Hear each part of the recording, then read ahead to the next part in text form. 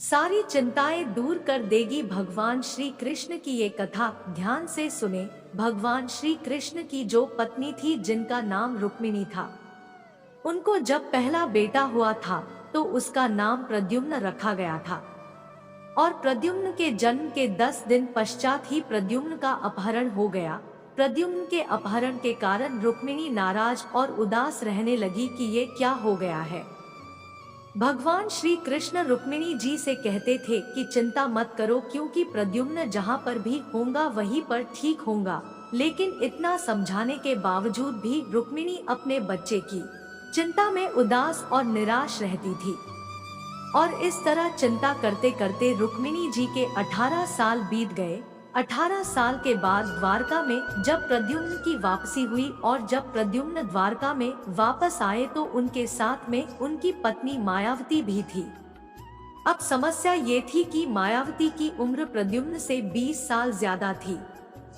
वहाँ रुक्मिणी पहले तो खुश हुई कि बच्चा वापस आ गया और फिर से दुखी हो गई, क्योंकि इतनी बड़ी लड़की से शादी की। इसलिए रुक्मिणी फिर से भगवान श्री कृष्ण से जाकर कहने लगी कि ये क्या हो गया।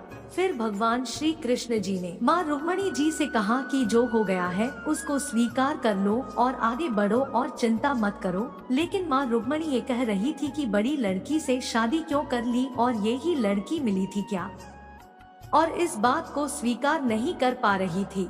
इसके कारण 8 साल तक माँ रुक्मिणी जी दुखी और निराश रही। और 8 साल के बाद रुक्मिणी जी ने ये स्वीकार कर लिया कि प्रद्युम्न ने जो यह शादी करी थी वो ठीक है और इसके लिए ज्यादा चिंता करने की जरूरत नहीं है।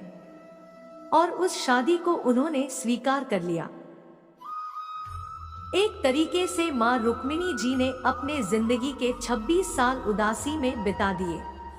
रुक्मिणी जी ने भी अब स्वीकार करना सीख लिया था, क्योंकि भगवान श्री कृष्ण जी कहते हैं कि जो हो रहा है उसे स्वीकार कर लो, जिंदगी अपने आप सहज हो जाएगी।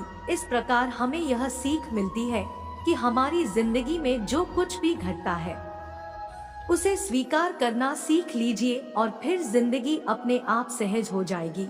हमारे नियंत्रण में जितने भी चीजें होंगी उन चीजों पर तो हमें जरूर नियंत्रण रखना चाहिए, लेकिन जो चीजें हमारे नियंत्रण से बाहर है उन चीजों को हमें स्वीकार कर लेना चाहिए।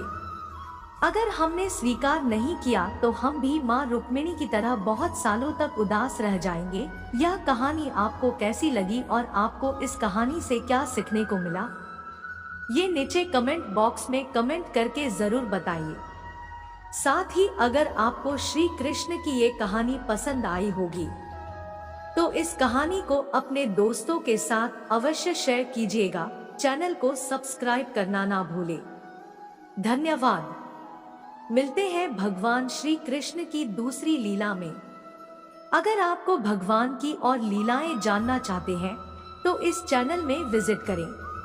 अगर आपको ये जानकारी अच्छी लगी हो तो चैनल को सब्सक्राइब करना, वीडियो को लाइक शेयर करना और भगवान की ऐसी और दिव्य लीलाएं जानना चाहते हैं तो इस चैनल में विजिट करें। धन्यवाद।